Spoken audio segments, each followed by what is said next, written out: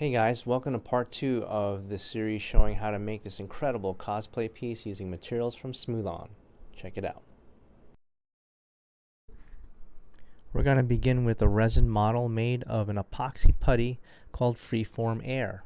If you've not seen how we created this model, please check out part 1 of this series to find out how we made this model using Freeform Air. I'm going to use a sanding block now to smooth out any rough edges on my model. After sanding the model, we're going to use some air and blow out any excess material from the cracks and crevices of the model so it's nice and clean. I'm going to be working with a sulfur-free clay called Sculptex. This is a non-hardening soft clay. I'm going to cut this clay block into small strips so that I can use it for making registration keys around the base of my model. Now we're going to transfer our model to a larger board for making the mold. I'm going to center the model on the center of the board. Using a marker, I'm going to trace out where the model is going to be positioned on the board. And now I'm going to take some hot glue and I'm going to put some hot glue down so that I can mount this model directly in the center of the board. Once the model is secure on the board, I'm going to take some hot glue and seal the edges. Now my model is ready for the next step and applying release. At this point, we're going to apply Ease Release 200 release agent onto the entire surface of our model. Ease Release 200 is an aerosol, so we're going to spray a uniform coating of the release across the entire surface of the model. Once we've covered the entire surface of the model, we're going to take a clean brush and we're going to brush the release across the surface. This will help spread the release around and make sure that we get a uniform coating. Then one final mist coat and our model will have adequate release applied to the surface for mold making.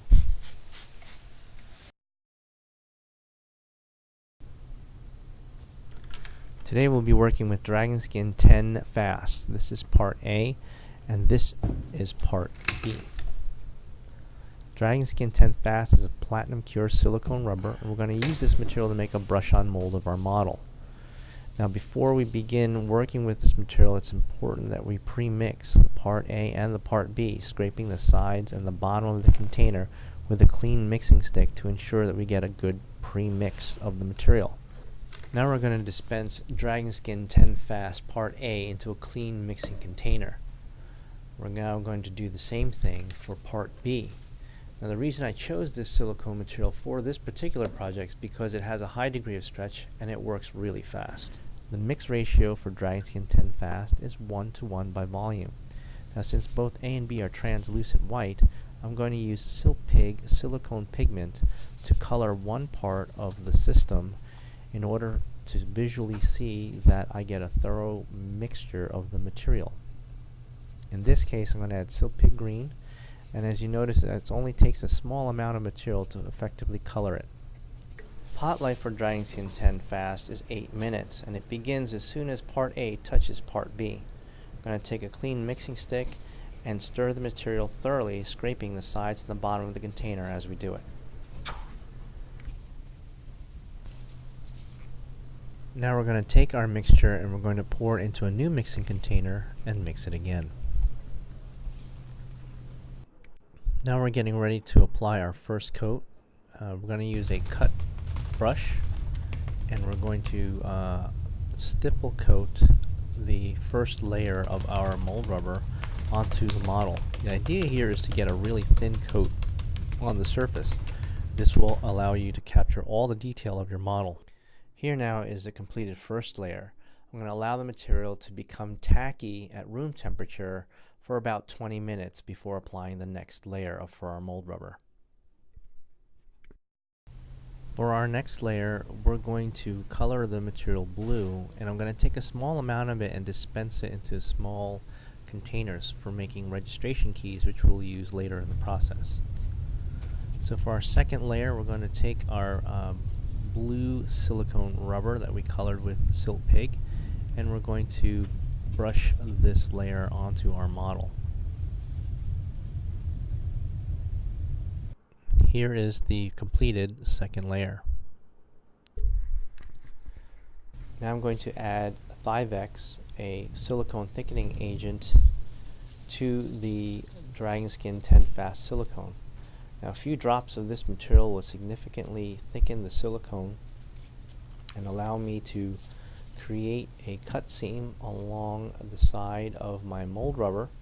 The purpose of this cut seam is to allow me to make an incision into the rubber safely without damaging the model as I cut into the rubber for demolding the model from the rubber. I'm also going to take the thickened silicone and use it to cover any undercuts in the model to prevent mechanical lock in the support shell. Here and now is the completed thickened layer.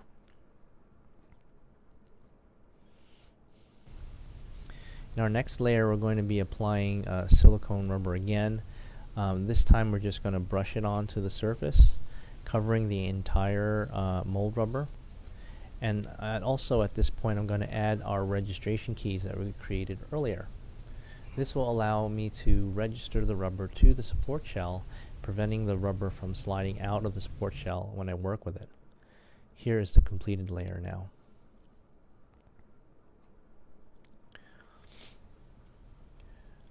Next I'm going to do another thickening layer. This time I colored the silicone a beige color or skin color, and this will allow me to see areas where I need to cover any undercuts in our model that we may have missed the first time around. I'm also going to take this thickened material and round out the corners at the base of my mold rubber.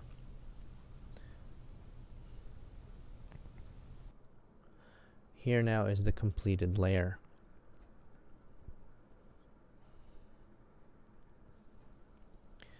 For our final layer, I'm going to color the silicone red, and I'm going to just apply a uniform layer of red to complete the rubber mold. Here now is the completed mold rubber.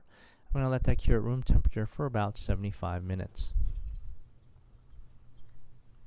Once the rubber is fully cured, it's time to trim the flange.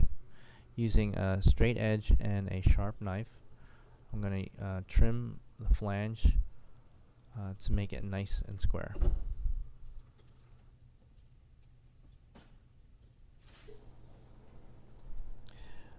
At this point, I will also trim off two of the corners of this flange to help with registration of this mold rubber in the support shell. Here now is the completed mold rubber ready for the support shell. Before applying our support shell, we're going to apply some sonite wax. We're going to take the sonite wax and cover the entire surface of the mold rubber, including the baseboard and the edge of the baseboard. This will help release the support shell from the mold rubber as well as the baseboard. For our support shell material, we're going to be working with freeform air epoxy putty. I'm going to take a little bit of water and apply it to the surface of the mixed putty and apply it directly onto the mold rubber. What I like about freeform air is that it's extremely lightweight and easy to sculpt, so I can sculpt my support shell. In this case, because of the shape and configuration of my model, I'm going to be building a support shell in 3 sections. So this is the first section of our support shell. Once the first section is fully cured, we're going to apply sonite wax to the cured surface of the epoxy putty so that it will separate from the second half of the support shell. When I build this second part, you'll notice that I will have the rubber keys showing through the shell, and that's important because it'll allow you to register the keys to the shell and also to confirm that it is seated properly in the shell. Now for the next section, on the final side of the support shell, we're going to apply sonite wax to the cured surface of the epoxy across the flange and build the third part of our shell. For a demonstration on how to properly mix and apply freeform air, check out part 1 in this video series. Here now is the completed support shell, and we're going to let that cure overnight. Since I'm planning to invert this entire mold assembly, I created this custom stand or support stand for the shell using some scrap wood. And what I'm going to do is adhere this support stand to the third part of the shell, the widest part of the shell, with some more freeform air epoxy putty. Now you can build these kinds of supports any way you like. This is kind of the way I did it for this support shell. What's good about the freeform air is that it does adhere very well to itself. So I can anchor, handles, support beams, whatever I need to secure the shell or to support the shell and make it easier to work with. Here now, I'm going to just make sure everything is level. And this is now the completed support system for the shell.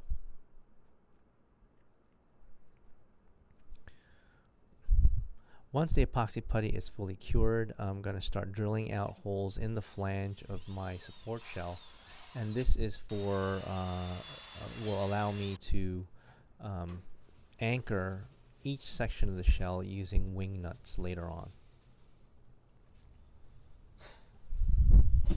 Now it's time to remove the support shell using a chisel or a crowbar and a hammer.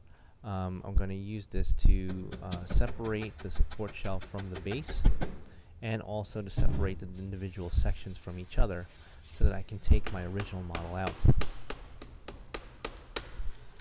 As you are doing this, you want to carefully tap your tool through the sections of the support shell to separate the individual sections.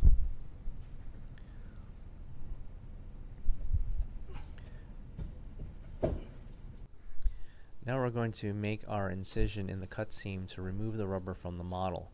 We're going to start from the base of the cut seam and work our way up the cut seam to part the rubber along the cut seam, like so.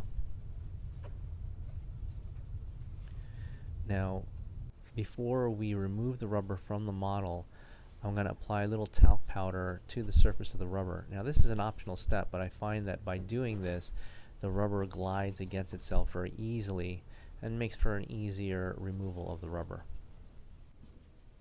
Now to facilitate demolding, I have removed the model from the baseboard so I can rotate it manually to remove the rubber. Now it's time to reassemble the shell. I'm going to use these wing nuts to anchor each section of the support shell.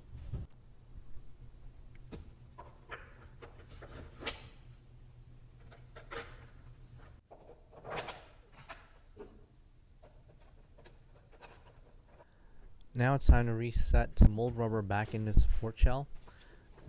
We just want to make sure that everything lines up and that the registration keys are properly aligned into the support shell. And once that's all set, the mold assembly is ready for casting. Tune in next episode to find out what materials from Smooth-On we use to make our casting.